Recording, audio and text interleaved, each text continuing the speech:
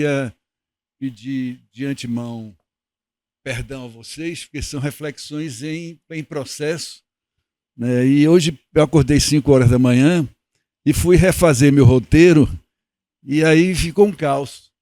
Então tá pior do que estava. E eu queria que isso aqui fosse mais um conversatório do que propriamente uma fala. E não vou atender aquilo que Fabiano colocou, porque a Fabiana, no que ele falou, ele disse assim, não, Albino vai falar sobre a pesquisação lá da Bahia. Eu não vou atender isso, né? Porque não ficaria bem eu vim para cá fazer propaganda.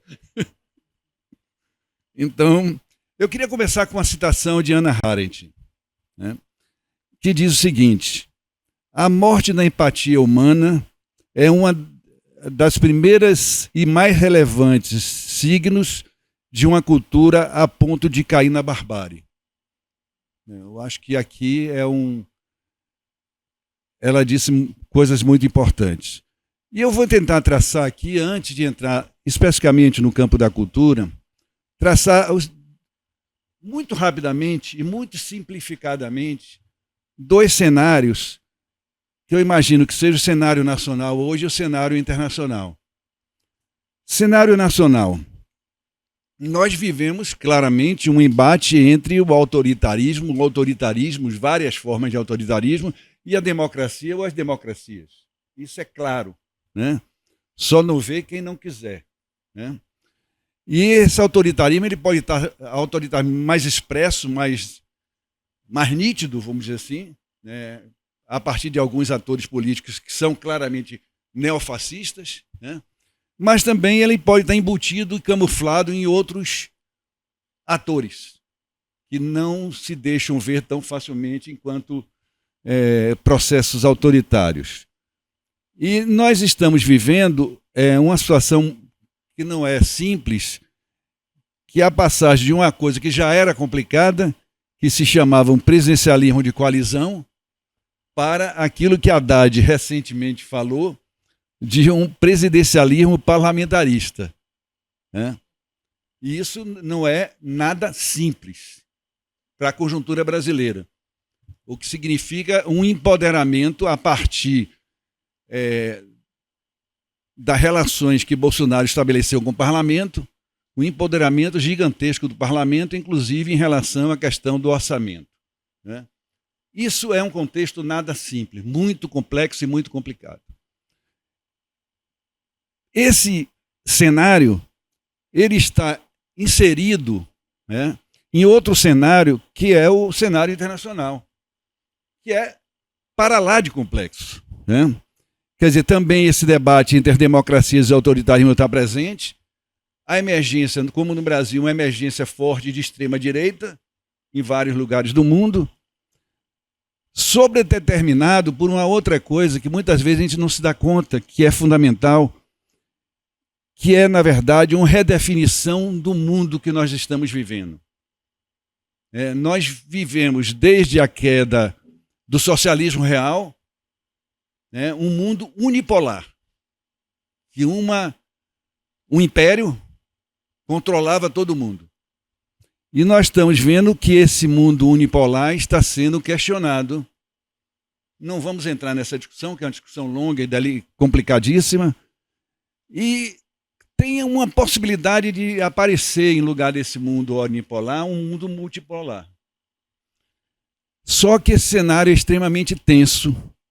Há uma ampliação potencial de conflitos e guerras. Esse é o cenário internacional que é o nosso contexto de hoje. Então, portanto, vocês têm que ver, de antemão, que vivemos muitos tempos difíceis, tempos nada simples, né? E aqui eu queria recorrer a uma citação de Antônio Gramsci, que eu acho que ela circula muito, né, nas redes, com várias interpretações, com várias traduções, mas me parece que é algo fundamental. É claro que ele disse isso em outro contexto, num contexto pré-fascismo, né? Mas é uma situação que eu acho que ela tem uma atualidade, uma permanência fantástica. O que é que Gramsci dizia? O velho está morrendo e o novo não pode nascer. Nesse interregno, uma grande variedade de sintomas mórbidos aparece. Outras traduções dizem uma série de variedade de monstros aparece. Obviamente que ele estava se referindo aqui ao nazismo, ao fascismo, né? Nós temos os nossos monstros contemporâneos, né? Então, eu gosto muito dessa citação, apesar dela ser uma citação muito dura, mas ela mostra muito o tempo que nós estamos vivendo, o tempo de complicações e conflitos potenciais que vivemos. E é claro, eu queria aqui destacar, nesse contexto ainda, o papel de algumas forças que estão presentes nesse contexto, que são importantes. De um lado, o neoliberalismo, que é um ator fundamental no aumento das desigualdades humanas, das desigualdades não só econômicas e sociais, mas desigualdade de poder. E claro que a gente tem que entender que o neoliberalismo não é apenas uma, vamos dizer assim, não se restringe a um projeto econômico, né? O neoliberalismo é um projeto de sociedade, com impactos profundos na economia, obviamente, no campo político, na sociedade, no meio ambiente, né? Será que alguém acredita que o meio ambiente não está sendo atropelado, né, pela lógica neoliberal? E na cultura? Na cultura, eu acho que nós poderíamos aqui fazer uma discussão sobre quais são os impactos do neoliberalismo na cultura, mas eu quero colocar 3 pontos só que eu acho que são significativos. Primeiro, uma lógica de um individualismo exacerbado contra todas as formas de coletivismo, as formas de Estado e as formas do público, para além do Estado, né? Um competitivismo como princípio que regula a vida social, né? E essa ideia de empreendedorismo, que é forte. E diria mais, quer dizer, eu não vejo porque eu acho um absurdo aquilo, mas muita gente vê o BBB. Eu acho que o BBB é a prova expressa da competitividade enquanto o centro de vida, porque as pessoas estão encurraladas naquela casa para matar um ao outro para um deles ganhar. A lógica é essa, simplesmente, né? E a mercantilização do mundo da vida e do mundo do trabalho. Quer dizer, isso tem um impacto enorme sobre o campo da cultura.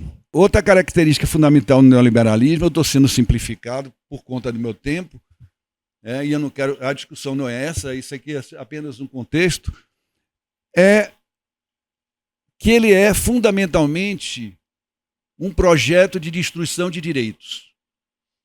E se ele é fundamentalmente um projeto de destruição de direitos, ele é incompatível com a democracia. Porque a democracia é um projeto de constituição de direitos, né? Então, aqui o que eu estou propondo aqui, que o neoliberalismo é intrinsecamente autoritário. Não existe a possibilidade de um neoliberalismo democrático, né? E, pior que tudo, o neoliberalismo é, por excelência, o ninho que gesta um ovo da serpente do neofascismo. Então, não é por acaso a emergência dessas forças de extrema-direita pelo mundo não é casual. Elas têm uma relação íntima com essa dinâmica que nós estamos vivendo. Uma dinâmica que aprofunda imensamente as desigualdades, sejam desigualdades materiais, sejam desigualdades simbólicas, e, portanto, é um campo perfeito para o autoritarismo. E, logicamente, não precisa dizer que o neofascismo é absolutamente contra qualquer ideia de democracia. Então, dito isso, deixa eu pular aqui para ver se eu consigo ver se meu roteiro, porque tem umas coisas que eu pulei, que eu tirei, que eu livrei. Aí eu queria falar um pouco da questão da democracia, nesse contexto, né? Nós vivemos hoje um predomínio e uma quase identidade na democracia, da ideia de democracia com democracia liberal, né? Ela tem uma predominância, é uma monodemocracia. É um pensamento único sobre a democracia, como se a única democracia possível fosse a democracia liberal. E o pior é que essa democracia está sendo instrumentalizada cada vez mais como uma arma de guerra. Porque se intervém em vários países do mundo em nome da democracia. Se faz coisas absurdas, bárbaras, em nome da democracia. Né? Uma das justificativas daquele massacre que acontece em Gaza é porque o Estado de Israel é um Estado democrático. E os palestinos, os árabes em geral, não são democráticos. Então, isso se justifica, né, em nome da democracia. Né? É uma das justificativas, não é a única, obviamente. Né? Então, vejam, esse é um problema sério para pensar a democracia no tempo que nós vivemos. Eu li recentemente essa coisa de reflexão em processo, é duro que você fica lendo uma opção de coisa. Eu acabei de ler outro dia um livro do Álvaro Lineira, que foi o ex-vice-presidente da Bolívia, que é um belo cientista social, chama La Democracia como Agravio, é um livro desse ano. Ele vai dizer assim, ele vai colocar quais são os obstáculos da democracia liberal. Ele cita 3 que ele considera importantes. Primeiro, ele fala de um obstáculo epistemológico. O que é esse obstáculo epistemológico? É um meio pedante, né? Mas convenhamos. Ele vai dizer, a lógica liberal de constituição, de pensamento da sociedade liberal, ela é uma lógica que pensa o indivíduo enquanto ser isolado, né? Enquanto cidadão, um ser isolado. Portanto, é muito difícil que você pense a democracia totalmente baseada nessa ideia de um ser isolado. Né? Esse é o primeiro.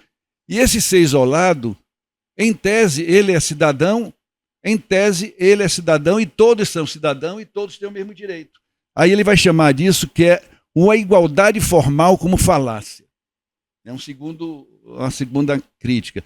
E a terceira crítica que ele faz é a tendência crescente à oligopolização do poder. Então, eu acho que é muito interessante essas críticas que o Limeira faz. Né? E queria acrescentar algumas mais. Né? Já falei da questão da democracia como instrumento de guerra. Né? Queria falar também que nós estamos vivendo um processo que cada vez mais a chamada democracia, você suprime dela algumas áreas de esfera de atuação. O exemplo mais evidente no Brasil, mas em outros países isso é a mesma coisa, é a questão do Banco Central. Nós elegemos um presidente, mas esse presidente ele não pode governar a política monetária, porque a política monetária está na mão do Banco Central. Né? E o Banco Central tem mandato. Então você tem 2 anos que a política monetária do país não é comandada por quem foi eleito. Né? Então, isso é um exemplo apenas, mas várias áreas estão sendo retiradas da alçada dos governos. Né? E elas passam, teoricamente... Qual é a justificativa do Banco Central? É que eles têm de estar independentes. Né? Ele é independente do Estado e do governo que foi eleito. Mas ele é totalmente independente das forças do capital financeiro, lógico. Né? Então, a independência é vírgula. Né? Além disso, a democracia, como nós conhecemos, essa democracia representativa, com todos os pesares e com todas as suas... também não são só pesares, né? Ela foi constituída na lógica de uma política moderna, uma democracia moderna, em cidades e em estados. Então, ela é fundamentalmente a lógica que deriva dessas lutas. Lutas nas cidades, nos municípios, particularmente nos estados. E nós temos cada vez mais, em termos de governança internacional e mundial, organismos que não passam por nenhum escrutínio democrático. Né? Muito pelo contrário. Quer dizer, qual desses organismos supranacionais tem algum resquício, alguma pintura de democracia? Nenhum. E o exemplo mais recorrente nos últimos tempos, tempos do massacre de Gaza, né, é a questão da ONU. Quer dizer, para que coisa mais antidemocrática do que você ter um organismo que, eu não sei quantos países participam da ONU, mas deve ser algo em torno de 200 ou perto de 200. Mas você tem 5 países que têm poder de veto. Quer dizer, não é uma estrutura democrática, muito pelo contrário, é uma estrutura absolutamente não democrática. Então, veja, e dito mais, a democracia ela não avança sobre determinadas áreas, como, por exemplo, as empresas. Como, por exemplo, os meios de produção e difusão de bens simbólicos. Eu prefiro essa expressão do que meios de comunicação. Porque meios de comunicação é um equívoco, né? Eles não são meios de comunicação apenas. Eles são meios de produção e difusão de bens simbólicos, né? Então, vejam, essas áreas, que são áreas extremamente importantes no mundo contemporâneo, com empresas cada vez mais gigantescas, cada vez maiores, cada vez mais localizadas, cada vez mais multinacionais, estão totalmente fora do controle, de algum controle democrático. Porque elas burlam, inclusive, as legislações democráticas dos países, muitas vezes, e criam atritos e contornam essas legislações. E algo que é fundamental no mundo contemporâneo, que são os meios de produção e distribuição dos bens simbólicos. Por que eles são tão importantes? Né? Porque nós vivemos numa sociabilidade que não é mais a sociabilidade moderna. Na sociabilidade moderna, a sociabilidade moderna ela é uma sociabilidade muito calcada no presencial, na vida comum, né? Por exemplo, vamos pensar política moderna. Quais são os organismos fundamentais da política moderna?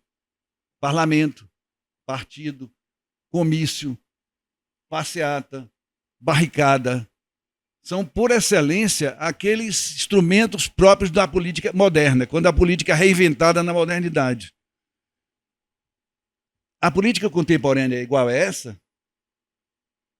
As eleições se fazem por comícios presenciais? Quer dizer, cada vez mais a política contemporânea depende desses novos circuitos, dessas novas redes. Aí eu chego à diferença entre a sociabilidade moderna, que é fortemente marcada pelo presencial, na sua diferença com a sociabilidade contemporânea, que ela é fundamentalmente constituída pela interação cotidiana entre o presencial e o remoto. É o que nós vivemos hoje. A vida contemporânea é essa, né? E eu diria, qual é a imagem mais expressiva da vida contemporânea? É a imagem ali de Isaura. Não é? É a imagem mais qual é a representação que a gente teria assim de represente a contemporaneidade, essa coisa tão vasta? Seria, obviamente, um celular. Alguém no celular. Essa é a representação por excelência do contemporâneo. Isso significa o quê? Significa que as pessoas estão o tempo todo tendo uma vida presencial, porque afinal de contas elas não desencarnam, né? Elas são carne e osso, mas ao mesmo tempo elas estão o tempo todo ligadas em rede, né? Então, isso é o contemporâneo, a sociabilidade contemporânea. E quem faz isso? Senão os meios de produção e distribuição de bens simbólicos, né? É fundamental isso. Então, esses meios eles passam a ter uma presença fundamental no mundo que nós vivemos, na sociabilidade que nós vivemos, na cultura que nós vivemos, né? Deixa eu ver aqui meus roteiros para eu possa... Sim, então, dito isso sobre a democracia e os limites da democracia liberal, nós vamos adiante. Como é que nós podemos encarar essa democracia que não seja uma democracia no singular? Que não seja uma democracia, uma monodemocracia? É claro que existem várias formas de democracia, historicamente, né? ao lado dessa democracia representativa, que é, por excelência, a democracia que surge na modernidade, né, que se impõe, né, e leva 200 anos para se constituir enquanto a democracia que abarca muitos países. Nós tivemos a experiência de democracia direta, né, como na Grécia Antiga, que a democracia era direta, mas não vamos se alegrar muito, não, porque era democracia direta, mas só quem ia para a ágora eram os homens. As crianças não iam, as mulheres não iam, os estrangeiros não iam, os escravos não iam. Em outras palavras, a grande maioria da população das cidades e estados gregos não participava da democracia grega. E nem sequer da cidadania grega, porque a cidadania grega era uma cidadania restrita. Mas veja, de qualquer maneira, a experiência da democracia direta é uma experiência interessante. E nos tempos que eu vivi esses tempos, né? Meus colegas da Faculdade de Comunicação acreditavam tanto que essas novas, as chamadas na época, novas tecnologias da comunicação seriam tão boas, seriam tão legais, seriam, né, a gente teria assim uma comunicação de todos para todos, né, era um negócio assim, era um idílico. Mas também se falava naquele momento que era possível, a partir dessas tecnologias, ter algumas possibilidades de democracia direta, né? Isso ficou hoje mais esquecido, porque as novas tecnologias, o que elas mostraram, não é que elas sejam necessariamente autoritárias, mas elas mostraram, como qualquer coisa humana numa sociedade capitalista, cheia de contradições, elas mostraram suas possibilidades interessantes e suas possibilidades terríveis de barbárie, né? Mas nós temos também a democracia participativa, né? Qual é o problema da democracia participativa? É que ela é nova. E, portanto, ao ser nova, ela é imatura. E, ao ser imatura, ela precisa de um tempo de maturação para que ela se desenvolva e para que ela ganhe. Não é que ela vá substituir a democracia representativa, não é isso, mas que ela ganhe peso na sociedade. E, muitas vezes, a democracia participativa é exercida sem a consciência que ela é democracia participativa. Pergunto a vocês, que são frequentadores das conferências nacionais de cultura, conferências estaduais de cultura, conferências municipais de cultura, quantas pessoas estão ali e acreditam que aquilo ali é um momento de democracia participativa? Quantas pessoas têm essa consciência? Quanto nós comunicamos a essas pessoas que aquilo é um momento de democracia participativa? Quer dizer, há uma participação, e isso é super importante. Esse é um dado inovador lá nos governos Lula e Dilma, né? Essa presença forte das conferências, não só na área da cultura, mas isso não é entendido fortemente pelos seus participantes como um momento de democracia participativa, o que seria essencial que fosse entendido dessa maneira, né? Mas essa democracia participativa vai precisar de um tempo. Vejam, a democracia representativa, para ela se tornar o que se tornou, ela começou na Revolução Francesa. Vamos pegar assim, um marco, né? Porque os marcos históricos nunca são exatos. Vamos pegar um marco assim, democracia, Revolução Francesa. Quantos anos demorou essa democracia representativa para ela se consolidar, para ela se desenvolver? Né? Porque a democracia representativa, por exemplo, ela começou na lógica liberal, porque nós confundimos a lógica liberal com a lógica democrática o tempo todo no país, né? no Brasil. Ela começou como? Quem podia votar e ser votado na democracia burguesa? Eu não gosto dessa expressão democracia burguesa, depois eu explico por quê. Que eu aprendi com o Carlos Nelson Coutinho que não serve.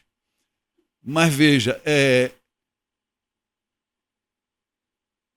como é que começou essa democracia? Quem podia votar e ser votado? Era quem era proprietário. Depois, podia votar e ser votado quem tinha um patamar de riqueza. Depois, para se conseguir que isso fosse universal, teve todo um movimento. Mas foi universal, vírgula, porque era universal para os homens. Depois as mulheres se mobilizaram para que aquilo ali que foi ampliado para os homens, todos os homens, pobres e ricos, fosse também das mulheres, né? E no Brasil você teve outros movimentos, né? Porque em determinado momento aposentado não votava, né? Então, nós temos, portanto, um longo tempo de amadurecimento da democracia participativa. Ela não vai nascer de hoje para amanhã. é preciso ter muita experiência de democracia participativa, é preciso ter, para que ela se consolide, ela realmente tenha. Mas, além dessas distinções entre direta, representativa e participativa, existem outras distinções. Algumas problemáticas e outras não, mas, por exemplo, em determinados momentos se falou muito contra a democracia representativa, que era chamada de burguesa, se falou muito das democracias populares. Esse era o termo, por excelência, que era utilizado pelos aqueles países do leste, né? As democracias populares eram quem? Era a Hungria, era a Romênia, né? Eram os países do leste que foram, na verdade, dominados pela União Soviética, libertando esses países do jugo nazista e se impôs sobre eles um determinado tipo de governo. Aí se chamavam democracias populares. Qual é o problema, além do problema histórico que todos nós sabemos, qual é o problema de utilizar a expressão democracias populares? É que nós estamos falando de democracia, né, que é uma forma de organização, e nós estamos desprezando essa forma de organização em detrimento do conteúdo dessa organização. O popular aqui não é uma forma de organização, ela é o conteúdo dessa democracia. Então nós estamos aqui misturando o que é a forma de organização com o conteúdo da organização, né? Recentemente, nesse texto que eu falei para vocês de Lineira, ele vai propor falar em uma democracia composta, né? O que é a democracia composta para ele? É a democracia que, além... Veja, aqui já é um pensamento de esquerda mais interessante, porque em determinado momento, boa parte da esquerda chamava a democracia de democracia burguesa e, portanto, devia se jogar no lixo aquela democracia, né? Porque ela era formal, ela era não sei o quê, ela era ilusória, né? E o socialismo ia inventar alguma outra coisa, né? E no caso de Limeira, já é um pensamento socialista, não é só ele, mas que leva em conta a importância da democracia, né? Então ele vai dizer, não, é importante, essa democracia tem todos esses limites, mas é importante que se tenha democracia, né? Mesmo com todos esses limites, mas ela é insuficiente. Então é preciso que a gente tenha, além dessa democracia com todos esses limites, uma democracia composta, que é uma democracia que bebe, na verdade, nos procedimentos, nos movimentos, nas lutas, nas formas que os movimentos sociais dos mais variados tipos criam mecanismos democráticos, mecanismos de democracia afetiva. Então é preciso que se combine uma coisa e outra, né? Para que realmente você não fique refém da democracia liberal e possa ir à frente e reinventar a democracia. Eu acho muito, muito simpática essa ideia, apesar de eu não preferir não utilizar o termo democracia composta. Eu prefiro um outro termo, que é democracia ampliada. Claro, um dos embates que nós temos no mundo contemporâneo também não é um embate apenas da democracia contra o autoritarismo. É um embate também entre as formas de democracia. Quer dizer, você tem, obviamente, enquanto forma hegemônica, a democracia representativa, liberal representativa. Nós temos de contrapor a essa democracia, defendendo a democracia em geral, mas contrapor a ela, porque não basta ter uma democracia liberal representativa. Então nós temos que ter uma outra forma de democracia, que o Limeira está falando que é uma democracia composta. Eu diria assim, uma democracia ampliada. Ampliada por quê? Por que eu prefiro ampliada? Primeiro porque tem uma ressonância assim, de cultura ampliada, que nós tanto gostamos, né, dessa expressão cultura ampliada. Então tem esse vício da... Mas por quê? Porque, na verdade, se trata de pensar uma democracia que ela tenha processos e procedimentos e invente novos mecanismos. Portanto, ela amplie os mecanismos que estão dados, certo? Mas ela amplia não só os mecanismos que estão dados, ela amplia uma outra coisa. Porque a democracia liberal, ela restringe seu exercício ao Estado e ao governo. E a democracia ampliada, ela deve dizer, Estado e governos devem ser democráticos, legal. Isso é importantíssimo, não vamos abdicar disso. Não vamos dizer que isso é democracia burguesa. Vamos dizer que é uma democracia liberal limitada. Mas temos que ampliar a democracia para além do governo e para além do Estado. Temos de ampliar para a sociedade. Por que ampliar para a sociedade? Porque as relações de poder, elas não se restringem, por mais importante que o Estado e o governo sejam, e são importantíssimos numa sociedade, elas não se restringem aí. O que nós começamos a compreender, e alguns autores foram importantíssimos nesse sentido, posso citar 50 autores, vou citar só Foucault. Eu não sou nem Foucaultiano, mas eu vou citar Foucault porque eu acho que é importante nesse sentido.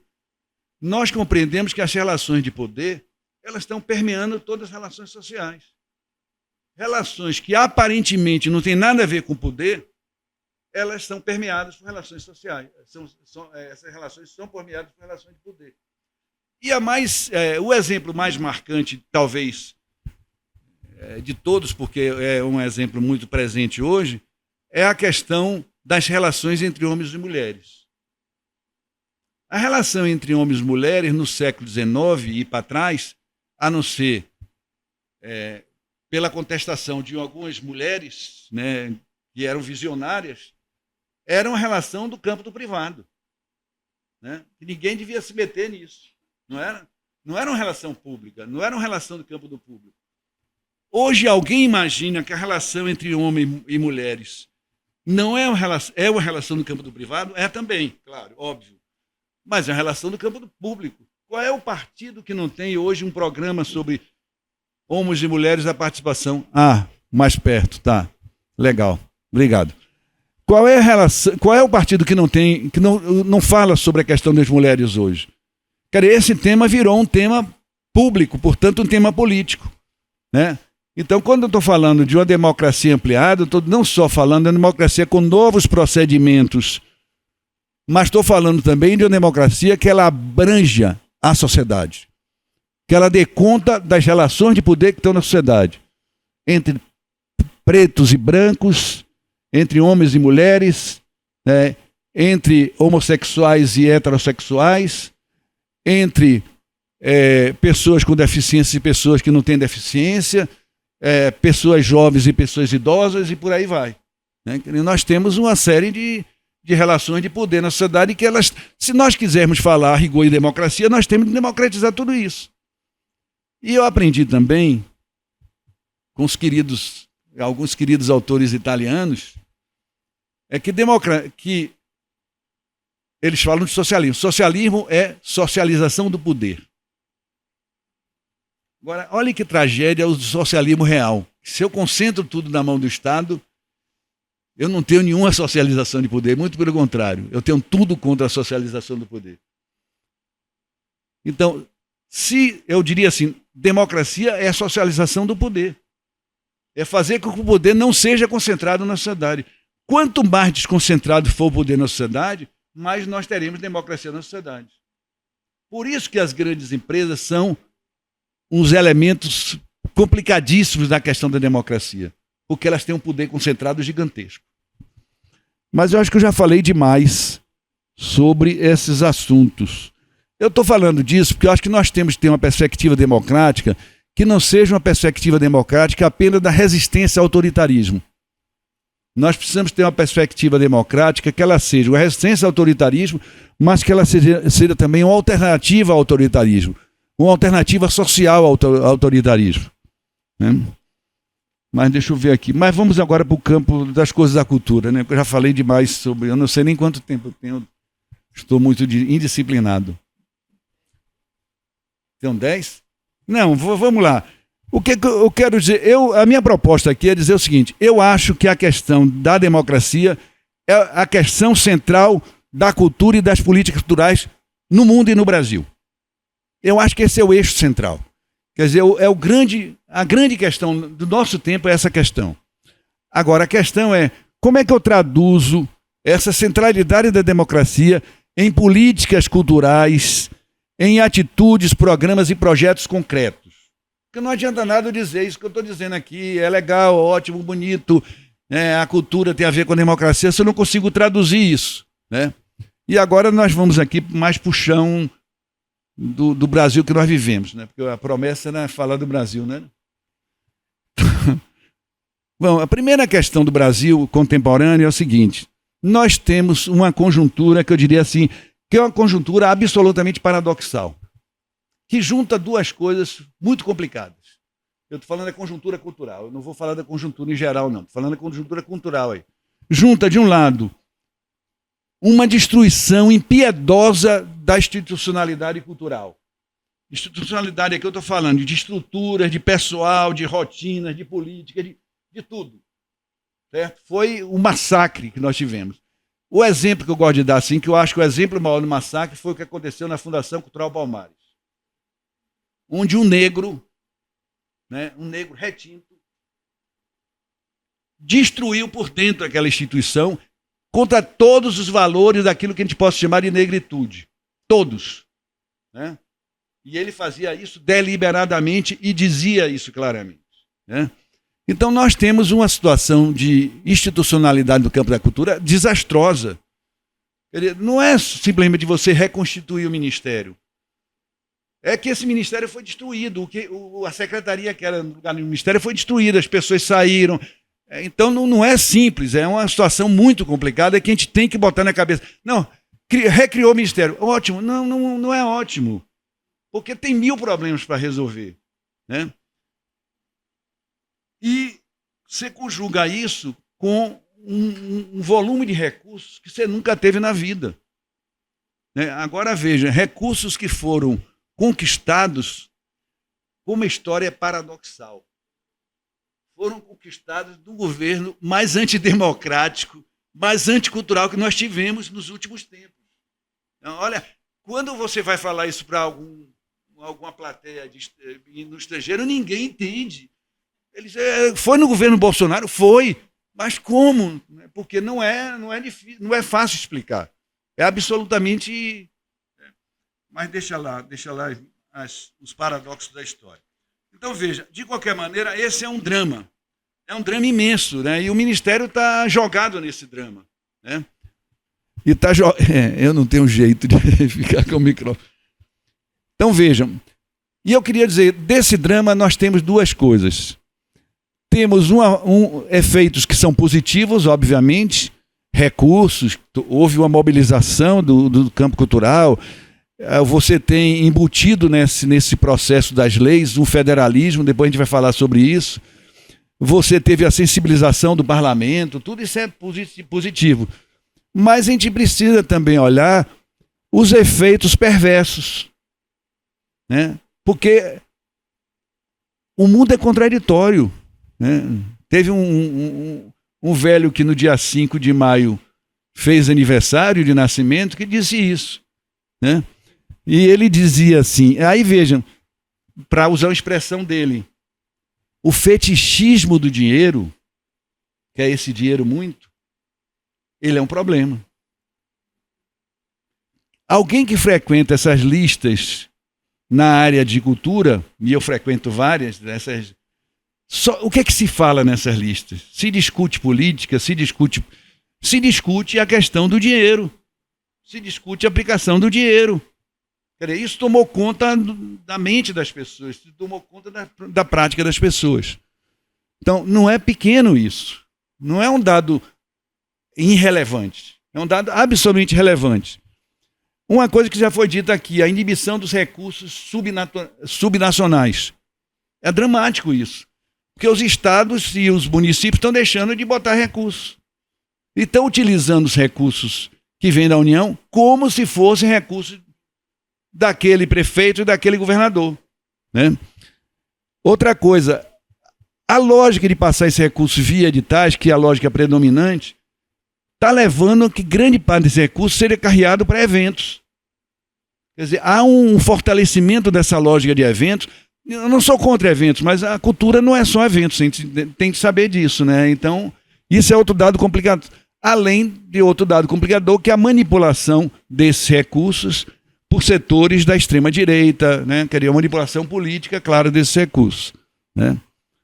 Então, aqui é um risco imenso, o risco do aprisionamento do Ministério nessa lógica de atender essas demandas e ficar preso nisso, né? E, portanto, não dá o salto que é necessário, que é o salto das políticas, da institucionalização, da recomposição com, né, combinar a implementação das leis, mas com políticas, a implantação de políticas democráticas, estruturas democráticas, institucionalidade democrática.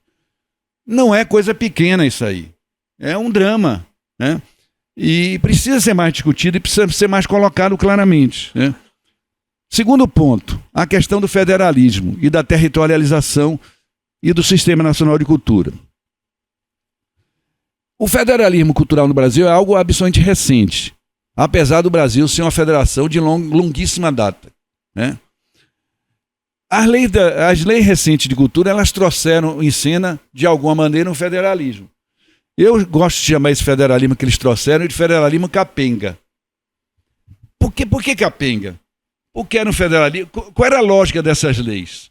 Vão pegar recursos da União, né, mas fazer com que a União não se intrometa em nada disso, né, porque ninguém confia na União, e que mande os recursos para os municípios, estados e Distrito Federal. A lógica é essa. É federativa no sentido em que incorpora estados, municípios e Distrito Federal, e é capenga no sentido que não exclui apenas no dinheiro, mas exclui no resto, exclui a União. Essa foi a lógica das leis. E tinha que ser assim, não estou dizendo que devia ser diferente, não podia talvez ser diferente. Isso significa que nós temos de recriar o federalismo no campo da cultura.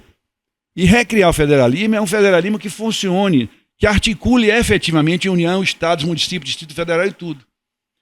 E aqui o passo que tem de ser dado é quais são as responsabilidades dos entes federativos. Porque se esse passo não for dado, nós vamos ter um federalismo complicado, que é um federalismo onde os entes federados competem e não se complementam, né? E aí, novamente, impera a lógica da competição. Não é isso que nós queremos. Queremos que impere a complementariedade. E, veja, e esse federalismo, ele convoca a questão do território, né? A tematização do território também é relativamente recente no Brasil, né? E ele foi mais desenvolvido, por vezes, em estados e municípios do que propriamente no plano federal. E eu quero dizer o seguinte, quando a gente está falando em territorialização, nós não estamos falando em descentralização e em interiorização. São coisas absolutamente diferentes. Porque o ato de descentralizar, o ato de interiorizar, é um ato administrativo do poder que faz isso. Nós estamos falando de outra coisa, de uma mudança. Eu não gosto da palavra paradigma, que eu acho meio pedante. Mas nós estamos falando de uma mudança de paradigma. Porque o que é a territorialização? É o reconhecimento que o território é cultura, que o território produz cultura, que o território é um elemento de cultura. E, portanto, falar de territorialização não é um ato administrativo. É um ato de reconhecimento de algo que não tinha sido reconhecido. E que tem implicações grandes. Por exemplo, tem implicações em relação à composição dos conselhos de cultura. Porque os conselhos de cultura, eles são organizados como poder público e representantes da sociedade civil, que em geral são representantes dos setores da cultura. E onde é que estão os territórios aí? Em lugar nenhum. E um representante de uma arte ou de um representante do patrimônio, ele não é representante do território, de tal território cultural. Ele é representante do patrimônio, é representante da arte, é legítimo isso. Então, isso significa que os conselhos de cultura têm de ser modificados, se essa lógica for uma lógica realmente assumida, né? Então, o federalismo e a territorialização colocam em cena a questão do Sistema Nacional de Cultura. É fundamental, e o Sistema Nacional de Cultura é uma estrutura fundamental para a gente, para a questão da democracia no país, né? Eu vou correr um pouco, porque eu estou já abusando do tempo, né? Eu estou abusando, já estou sentindo que já... tem mais...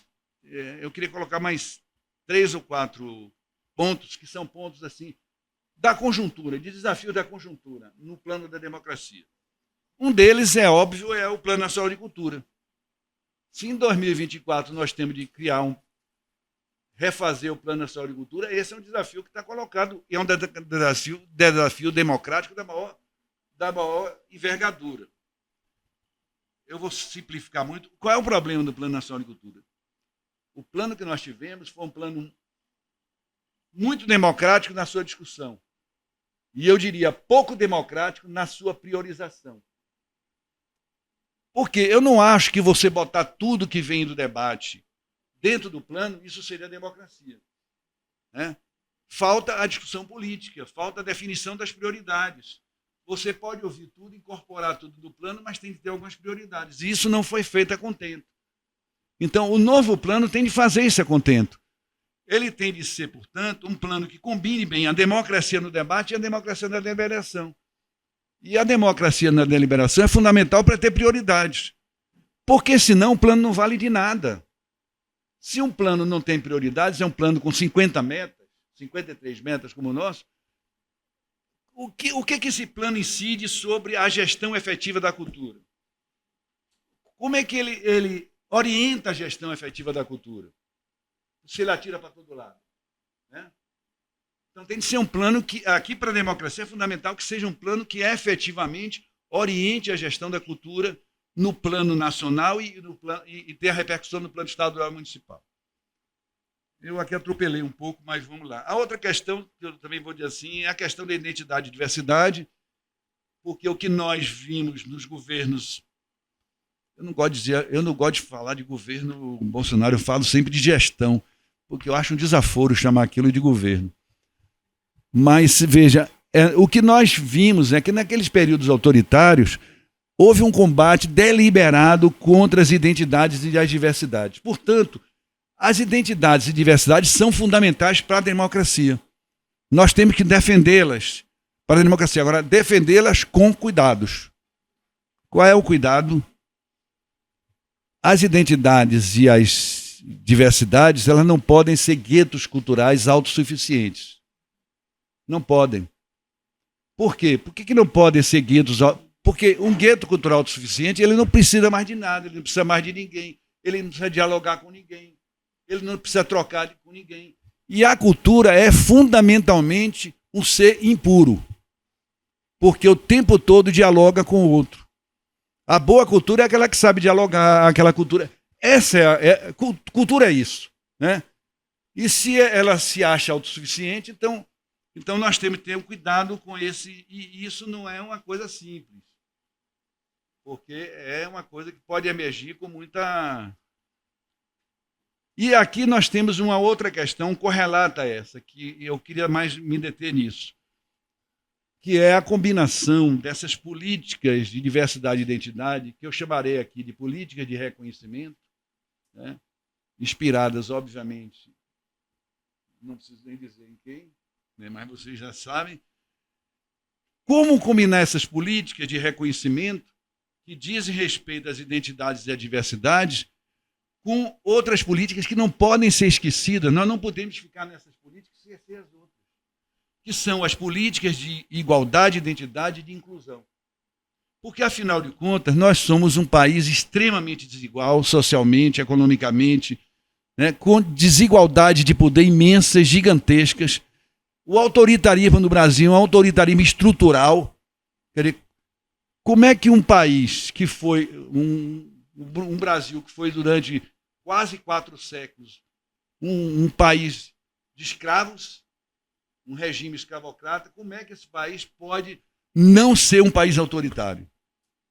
É só se for mágica, né? Porque 400 anos de escravidão, né? Onde senhores podem tudo sobre os outros, sobre o corpo dos outros, né? Não pode, isso não vai gerar uma cultura democrática, né? Não vai de hipótese nenhuma. Então aqui, essa combinação entre política de reconhecimento e política de igualdade e diversidade, ou de igualdade e equidade, esse é um desafio gigantesco para a gente. Como combinar isso? E é gigantesco para os setores democráticos e para os setores de esquerda, né? que não foi essa tradição que nós tivemos, né? A tradição, pelo bem dos setores de esquerda, era uma tradição de colocar a questão da igualdade e da inclusão como central e as outras todas secundárias. Nós não podemos fazer o inverso agora, né? Passar para o plano inverso, não dá para fazer isso. A questão do financiamento e fomento da cultura. Qual é o medo que se tem? Muito dinheiro significa e pode significar o esquecimento da discussão do modelo de financiamento e da cultura do Brasil. O modelo de financiamento da cultura no Brasil, centrado nas leis de incentivo, é antidemocrático. É por natureza antidemocrático. Não é nada contra a lei de incentivo. A lei de incentivo ela existe em vários lugares do mundo, deve existir também no Brasil, mas ela não pode ser o centro da política de financiamento. E a política de financiamento aqui, nós temos que pensar uma política mesmo que articule vários mecanismos que complementem. Por que vários mecanismos?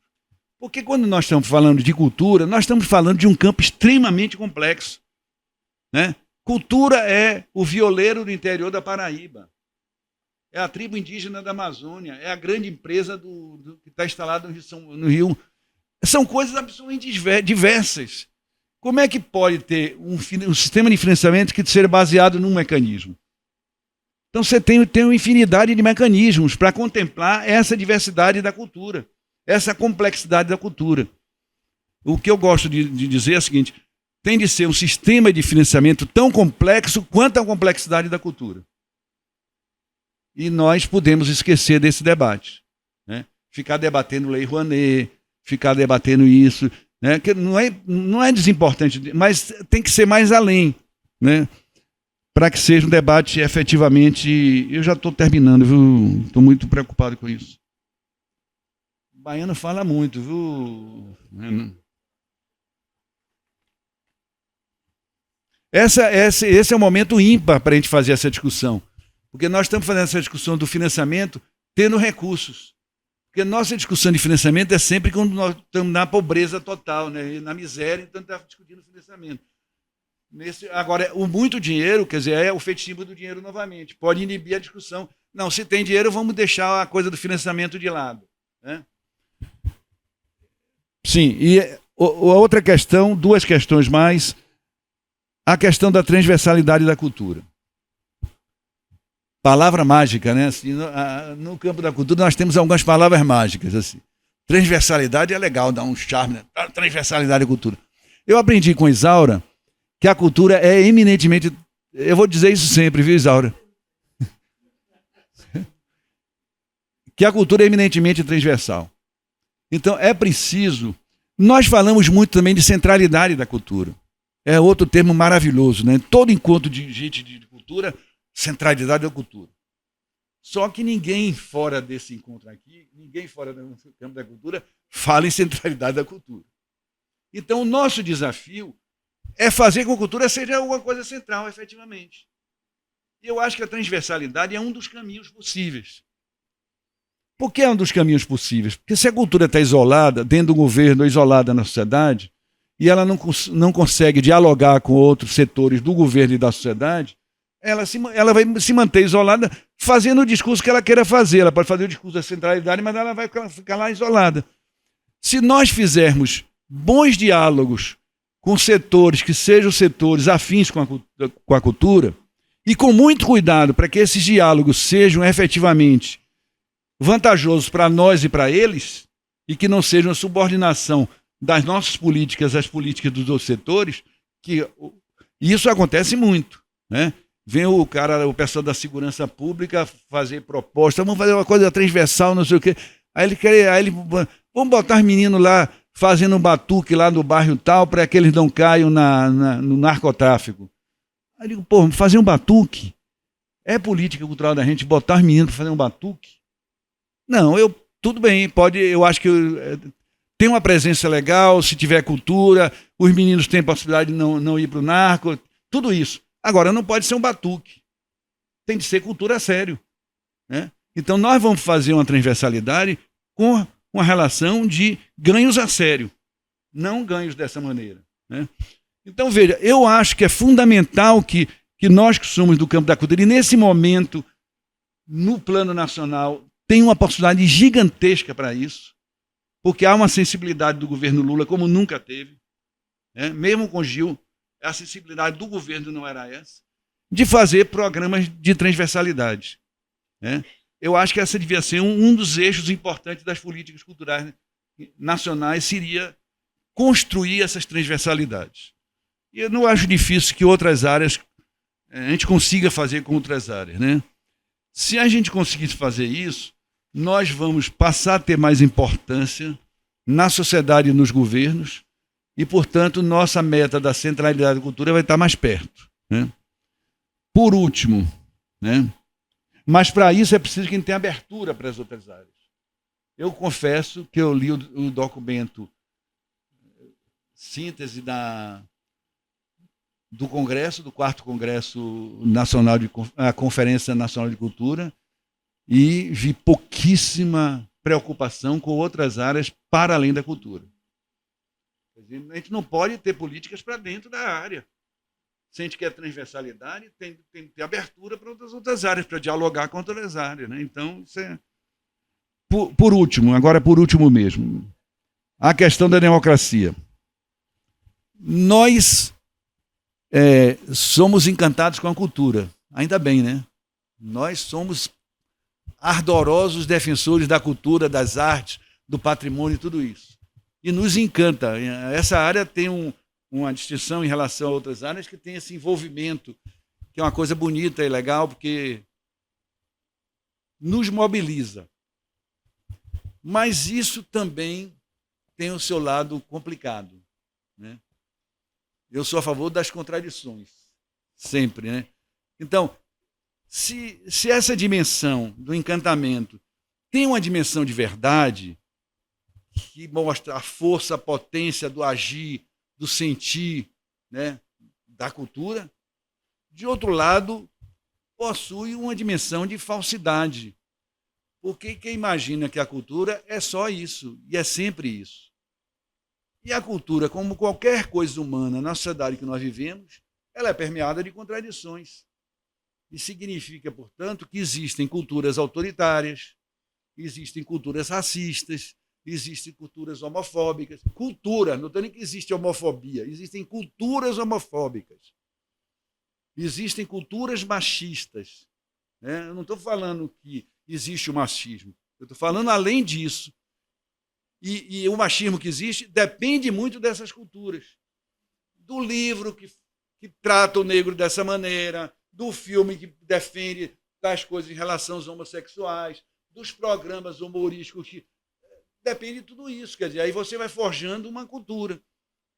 Então, vejam, esse é outro lado. Nós, da cultura, não podemos abrir mão de pensar nisso, porque se nós esquecemos que a cultura é um campo de disputa. Nós temos que encarar isso. A cultura é um campo de disputa.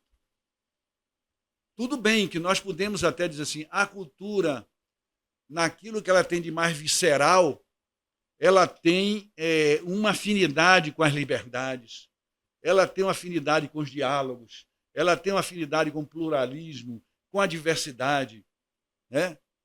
Mas a cultura não é exatamente só isso, né? A cultura tem também suas perversidades, e não são poucas. Ou nós achamos que o livro de Hitler, Minha Luta, não é cultura, né? Ou nós achamos que alguns filmes magníficos feitos por uma grande cineasta nazista não é cultura, né? Então, eu queria... Eu tinha mais uma parte aqui, mas não vou falar não, porque senão eu vou abusar muito de vocês. Não vou falar não. Eu só quero dizer o seguinte, nós temos que entender que nesse momento que nós vivemos, naquele contexto que eu tracei para vocês, naquele contexto internacional e nacional que eu tracei para vocês, se a gente não tiver a percepção que a cultura é um campo de disputa, nós estamos, desculpe a palavra, ferrados. Literalmente ferrados. Porque a direita já percebeu isso. A direita já botou isso em cena. Tudo bem, botou isso em cena de uma maneira que é difícil, complicada, porque botou isso em cena enquanto guerra cultural. Nós não podemos aceitar a lógica da guerra cultural. Por que nós não podemos aceitar a lógica da guerra cultural? Porque a guerra cultural é a guerra que quer aniquilar, transformar o adversário em inimigo e aniquilá-lo. Isso é autoritário. Então a gente não pode aceitar essa lógica de guerra cultural. O que nós podemos colocar como alternativa a isso é a disputa política e cultural. A disputa política e cultural é própria da democracia. Não existe democracia sem disputa política e cultural. Não existe democracia sem isso. Então, nós temos de responder à lógica da guerra cultural, fazendo a disputa, colocando no lugar da guerra cultural essa... Agora, não é nos fingindo que a cultura é uma coisa maravilhosa, que a cultura automaticamente é democrática, né? Como se tivesse uma semente ali dentro que necessariamente levasse à democracia. Não é nada disso, né? É isso. Boa tarde, Lia. Que prazer estar aqui, que honra, né, estar aqui. Depois dessa aula, peguei uma parte da aula da Lia e a sua aula, professor.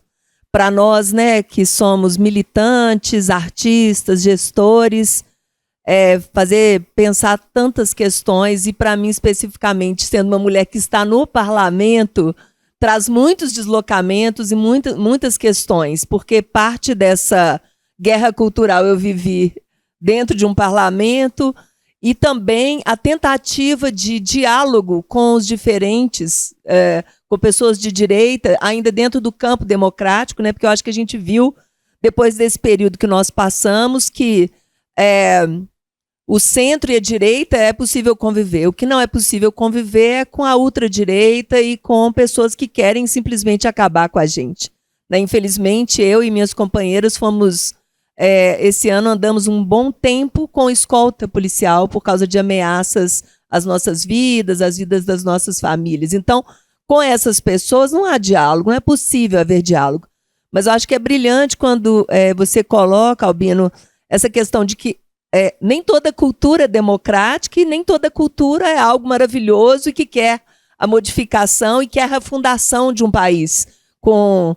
um país antirracista, um país onde as mulheres possam andar livremente, se vestirem como elas quiserem, ocupar os postos, que os indígenas possam ter o seu espaço, possam ter suas terras garantidas. Então, é uma parte da cultura que é feita, a gente até fala, né, a cultura do estupro, a cultura machista, uma cultura racista, isso está muito presente, inclusive em parte da nossa literatura, em parte da nossa produção audiovisual, inclusive sendo trazido outras questões agora, né, de um filme ser exibido e ser dado o contexto que aquele filme foi feito e por que ele fazia o debate daquela forma, uma contextualização que não tem como mais não ser feita, é preciso apontar isso, né?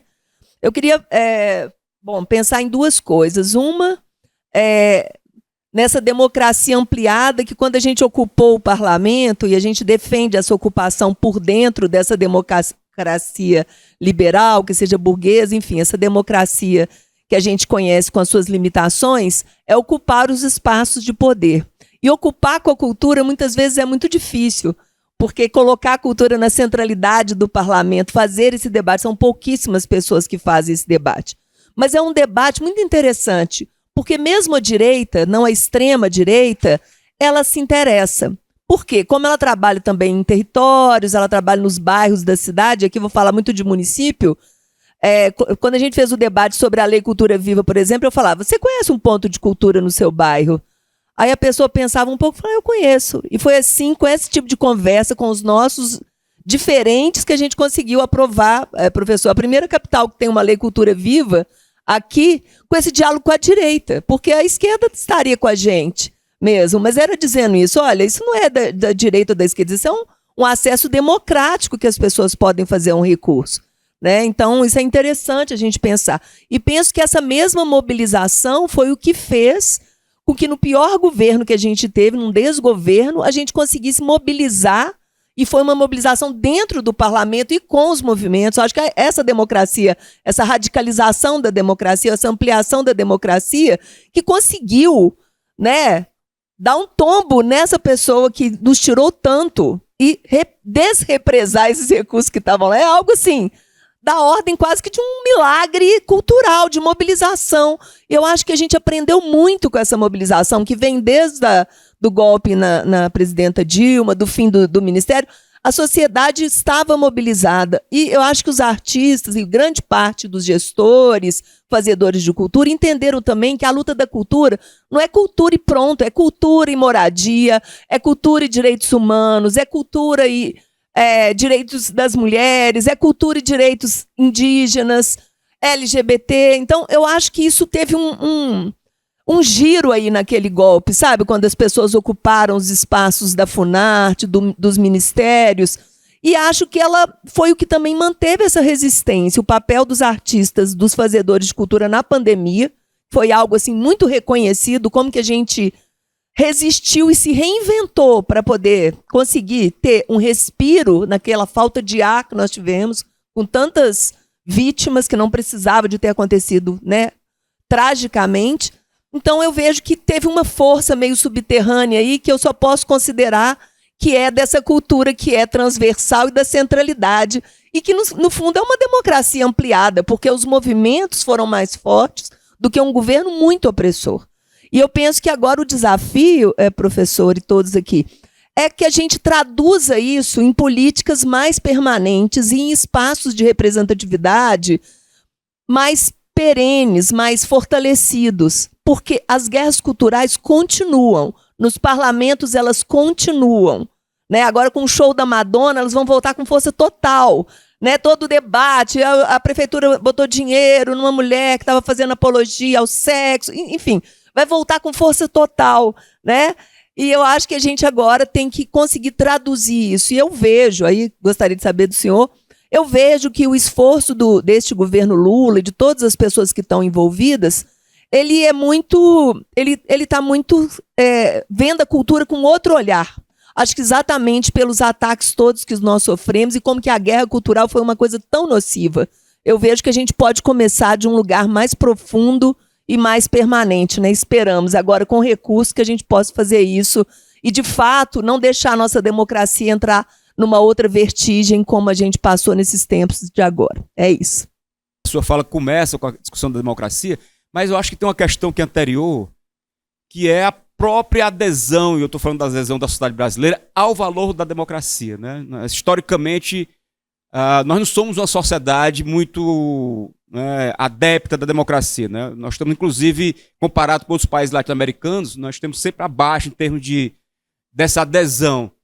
Então, historicamente, nós temos essa pouca afetividade aí com a democracia, estou falando em termos de sociedade, mas no contexto geral isso também se observa hoje um processo de desdemocratização, inclusive em democracias que se achavam consolidadas, né?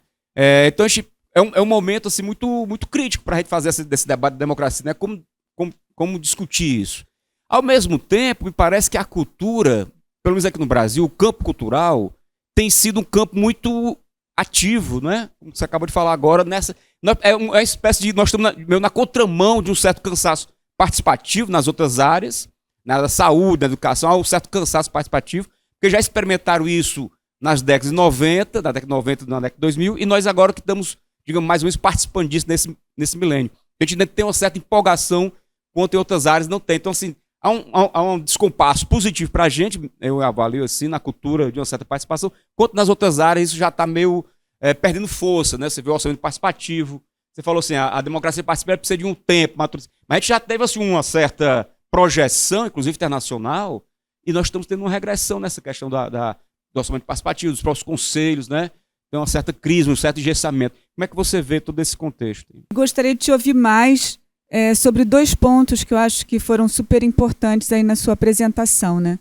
Quando você está falando desse conceito ampliado de democracia, e aí você também faz uma crítica aí, super importante a essa quase que exclusividade, né, sobre as leis de incentivo e a maneira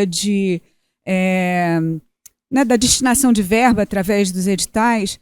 Eu gostaria muito de te ouvir sobre o papel das instituições culturais, né, e propriamente dita, os museus, as universidades, os teatros, porque a gente sabe também que nesses momentos adversos a gente teve a extinção do ministério.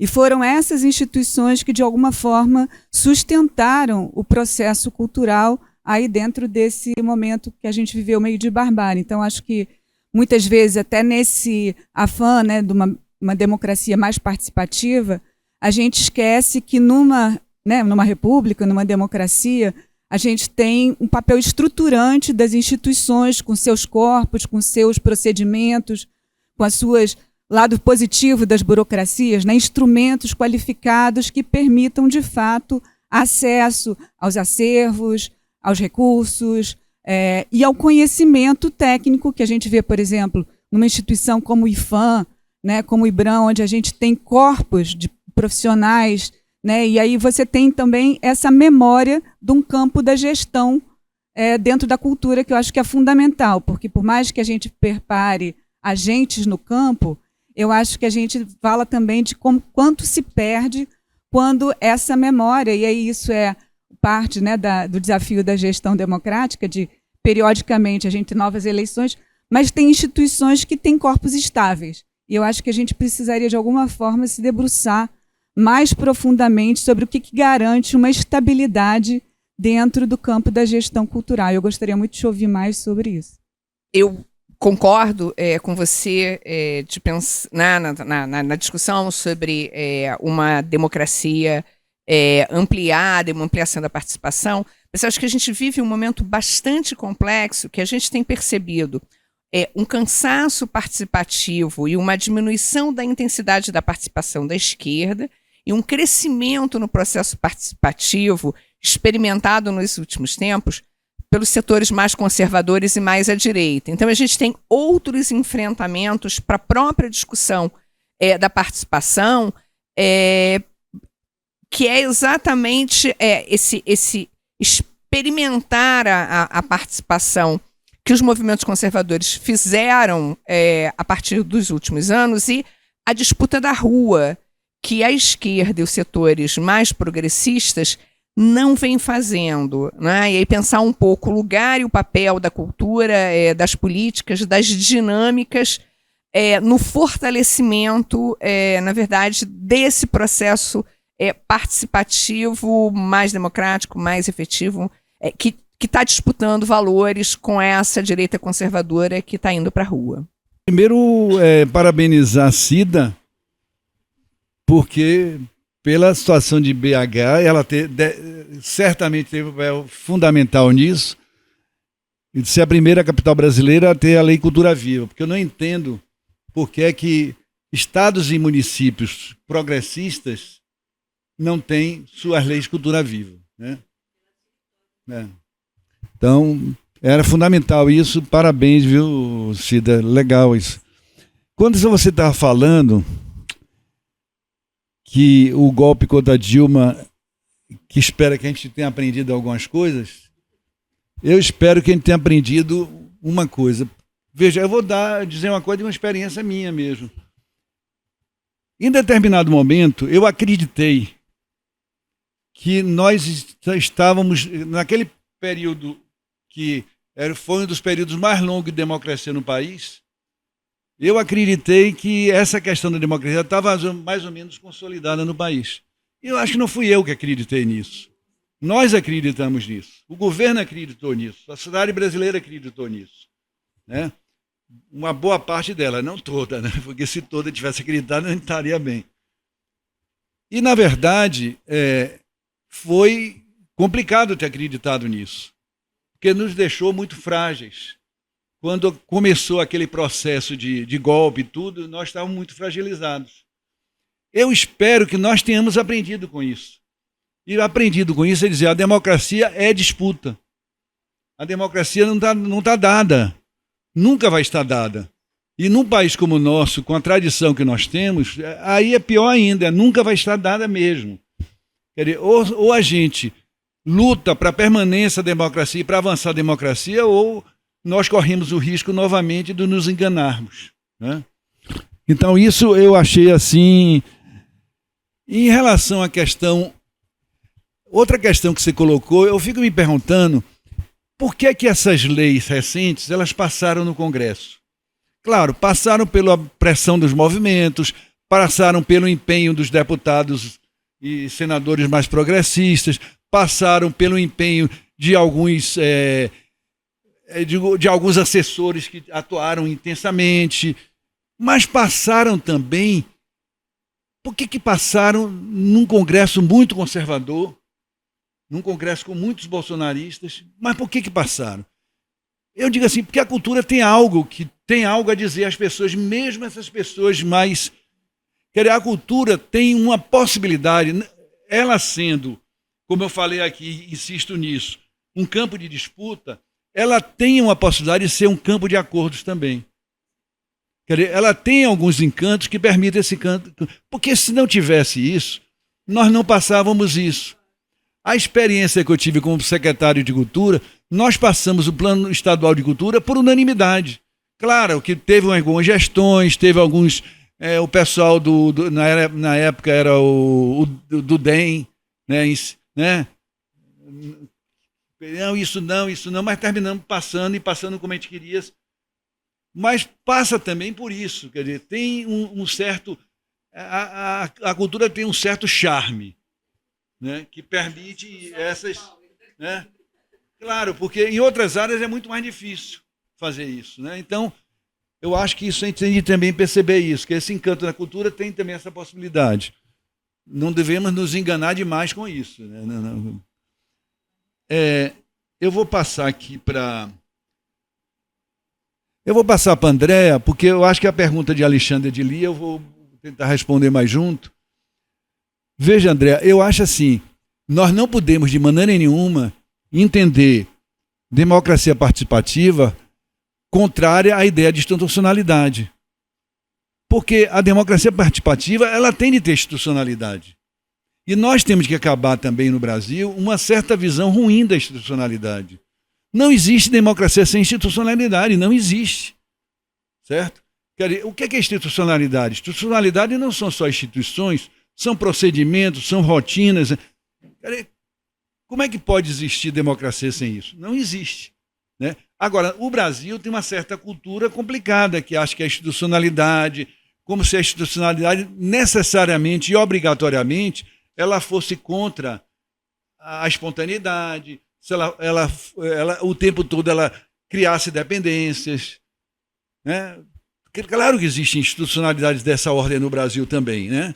Mas eu acho que a gente tem de pensar que a democracia participativa vai necessariamente implicar em institucionalidades específicas. Quais, eu não sei, tem de ser criadas institucionalidades. Né? E a questão da estabilidade que você coloca, esse é um drama no Brasil. É um drama pela lógica de organização do Estado brasileiro. Alguém imagina que uma sociedade e um Estado que ele e aí eu estou dizendo isso independente de governos, inclusive. Né? A minha posição, todo mundo sabe que é muito clara aqui, mas como é que pode um Estado funcionar de forma mais estável se você tem uma lógica de preenchimento de cargos, da política está colada com o preenchimento de cargos? Aqui tem um elemento de instabilidade gigantesco. Quer dizer, se a gente não conseguir fazer com que haja uma determinada profissionalização, né, dos serviços públicos, das instituições, das instituições culturais, nós não... Porque esse é um drama. Quer dizer, qualquer pessoa que passou pela gestão sabe disso. Você chega na gestão, você tem de brigar para você montar a sua equipe. Porque se você deixar, sua equipe é toda montada pelas várias pressões que você tem. Aí você não faz nada. Certo? Eu fui secretário, eu briguei por determinados cargos. Eu não abri mão eu briguei com o meu partido muitas vezes, briguei com o senador, com não sei o quê, porque não. Se eu abrir mão disso aqui, eu estou ferrado. Eu vou fazer o quê? Né? Se eu não montar minimamente, claro que eu também negociei, não estou dizendo que também sou o super-homem, que não é isso. Mas tem de negociar e tem algumas coisas você tem de dizer, isso não dá. Porque senão a lógica é cruel, é uma lógica... Porque essa é a cultura brasileira implantada. E essa cultura é uma cultura de instabilidade institucional o tempo todo. E eu diria assim, mesmo governos do mesmo partido que um vem depois do outro. Não é uma mudança de partido. O que é mais dramático é isso. Mesmo, às vezes, o mesmo partido se mantendo, porque mudou o setor do partido, então vamos mudar os... Né? Então, isso a gente tem de encarar e tem de dizer. Né? Então, é um problema muito maior do que no campo da cultura. Agora, no campo da cultura se torna ainda mais grave. Porque, como o campo da cultura é muitas vezes um campo não muito levado a sério, né? Aí você bota, né, a filha do prefeito que fez poesia uma vez na vida, aí virou secretária de cultura. Então, vale isso também, né? Então, é complicado. A questão que Alexandre... Primeiro, tem uma questão que Alexandre colocou, viu, Alexandre, que eu não sei se eu concordo totalmente hoje, não. Quando você fala assim, o campo da cultura está na contramão, porque o campo da cultura tem determinada perspectiva participativa, eu acreditava até antes de eu ver o resultado da 4ª Conferência Nacional de Cultura. Eu fiquei muito decepcionado com o resultado da 4ª Conferência. Muito decepcionado porque é muito olhar para dentro, muito pouca perspectiva política, certo? Então, eu acompanhei algumas construções em estados e municípios, então eu acho que a gente tem que ter cuidado, porque o campo da cultura, tudo bem, eu acho que as conquistas da lei, todo aquele processo foi muito, muito vitorioso, muito vigoroso, mas a gente tem que ter cuidado para não apostar que a gente está tão na contramão assim, né? Agora veja, a questão como é que se dá a adesão do valor a adesão do valor, quer dizer, da democracia, né? Essa questão que é a questão chave, né? Em outras palavras, é a questão da constituição de uma cultura democrática, né? É claro que nossa história não ajuda em nada a isso, né? A história de um país que teve escravidão durante tanto tempo, foi um país sempre violento, né? E uma coisa que mais me impressiona no Brasil é como as classes dominantes são tão poderosas que, por exemplo, até determinado tempo atrás, até bem pouco tempo atrás, todo mundo dizia, e mesmo pessoas até não conservadoras diziam, que não tem racismo no Brasil. Não venha com essa conversa não, que você quer botar racismo. A classe dominante é tão poderosa que ela conseguiu convencer uma parte ou parte significativa da sociedade brasileira que não tem racismo no Brasil. Então, veja, a luta contra o racismo no Brasil, ela passa primeiro convencer a sociedade que tem racismo no Brasil, depois disputar a questão do racismo. Veja como é violento isso, né? Como é a sociedade, porque ela escamoteia determinadas questões, né? É uma sociedade que tem essa capacidade de camotear as questões, de fingir que as questões não existem. Então, a primeira disputa que você tem de fazer é fazer com que aquela questão exista. Porque se ela não existe, eu não posso nem discutir. Né?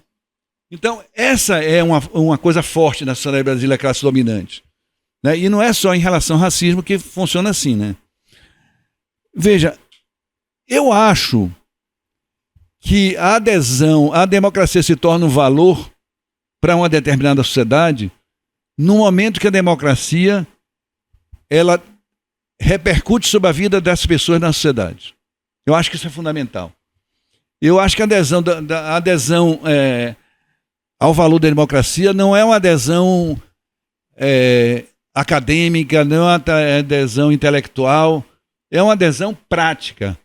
Se eu vejo efetivamente que a democracia traz resultados, e não é resultados imediatos, não, resultado de vida mais razoável, resultado de dar mais educação, de conseguir determinados direitos, eu aí, claro, vou me convencer que a democracia vale. Qual é um dos problemas da democracia hoje no mundo? O que é que está sendo questionado, além da questão do autoritarismo e tudo isso, está sendo questionado pelas populações que a democracia não está dando o que elas querem.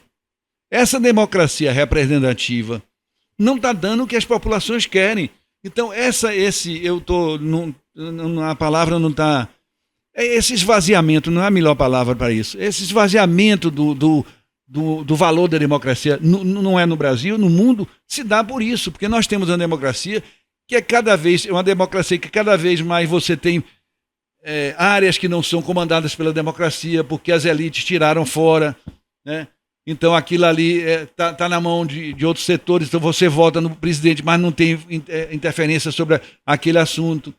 Então eu acho que isso é fundamental, quer dizer, o colapso da democracia, na verdade, mostra que a democracia representativa ela não está funcionando.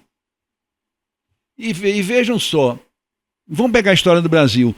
Quais foram os momentos na história do Brasil que nós tivemos golpes? Foi toda vez que a democracia representativa tentou ir além, tentou ser uma democracia que produz direitos, né? Aí, na hora que você avança, pum, golpe. Porque a lógica da democracia no Brasil não é para ser uma democracia que produz direitos. É uma democracia liberal e olhe lá para uma determinada parcela da população e a outra parcela dane-se. É uma sociedade da exclusão, é claro isso. Então é preciso que a população experimente essas lutas e conquistas de direitos. Eu acho que a melhor maneira de você criar a democracia como valor é essa, né? Não é coisa simples, né? Então isso tem a ver também com o que Lia estava falando, né? E diria o seguinte, e aí tem um outro dado que eu acho que a esquerda, e eu estou falando aqui numa perspectiva de esquerda, obviamente, há um problema sério na esquerda. A esquerda ainda hoje tem uma visão economicista das coisas. Então, ela acredita ainda hoje, e o governo atual continua acreditando, né? Por exemplo, ascensão social. Então, vamos fazer políticas sociais para que as pessoas ascendam socialmente. Maravilha, ninguém é contra isso, né? Ninguém vai ser contra um negócio desse, né? Aí você tem um processo de ascensão social no Brasil que eu não vou entrar de que as pessoas vão ser classe média, porque eu não concordo com isso. Eu acho uma baboseira dizer, porque classe média não é simplesmente ganhar tanto, né? É um conceito outro, né? Mas aí essa discussão que não importa agora. 30 milhões de pessoas, ou 40 milhões de pessoas ascenderam nesse país, né? Eu torrava o saco no pessoal da secretaria quando eu estava na secretaria. 30, 40 milhões é a população da Argentina quase toda. É a população da Colômbia quase toda. A Argentina e a Colômbia são dois países mais populosos da América do Sul depois do Brasil. Quer dizer, olha o que se fez. Quer dizer, a crença era que fazendo isso, automaticamente essas pessoas estavam, né? E foi esquecido o tempo todo que as pessoas se relacionam com a realidade a partir de determinadas mediações, de determinadas narrativas. Então, essa ascensão que foi tão importante, tão significativa, né, pode ser interpretada de várias maneiras. Religiosa. Deus me ajudou. Jesus me colaborou, né? Neoliberal. Eu tenho mérito e venci no meu mérito, né? A outra seria, as políticas públicas me beneficiaram, etc. e tal. Tem outras narrativas, inclusive, não são só essas. Então você tem uma disputa de narrativas. Questão, se fez alguma disputa de narrativas? Ou as pessoas achavam que automaticamente a ascensão levaria as pessoas a ter consciência, a criar uma consciência? E a gente está vendo, quando a gente se surpreende assim, o governo Bolsonaro foi um governo medíocre, foi um governo que não fez nada, não produziu nada, não sei o quê, mas ele manteve tantos por cento. Mas manteve por quê? Porque as pessoas se beneficiaram economicamente? Não, tudo bem, teve um X lá que se beneficiou muito, né? Sem dúvida, né? Teve esse X se explica por isso. Mas o outro X que não se beneficiou por nada, por que eles continuaram aderindo? Não foi uma razão econômica. Não foi uma razão. Quer dizer, não dá para você explicar o mundo por uma lógica puramente econômica. Quer dizer, o economicismo tem limite. Por mais que seja importante, eu não estou dizendo aqui que não tem importância, mas eu estou dizendo que tem limite, né? E a gente, às vezes, incorre no mesmo. Quer dizer, a gente está acreditando, por que Lula está fazendo um governo? Eu acho o governo Lula fantástico, né? Com todos os equívocos que possam ter aqui e ali, mas eu acho fantástico. Nas condições que são dadas no Brasil, né? Por que esse governo, com todas essas políticas internacionais, trazendo... E não é política radical, não é nada disso, é uma política para a sociedade brasileira. Por que esse governo não consegue passar em determinados patamares de popularidade, né? E por que o bolsonarismo continua? Não dá para ter uma explicação econômica para isso, não é assim, sabe? Ou a gente sai dessa lógica economicista ou a gente está perdido.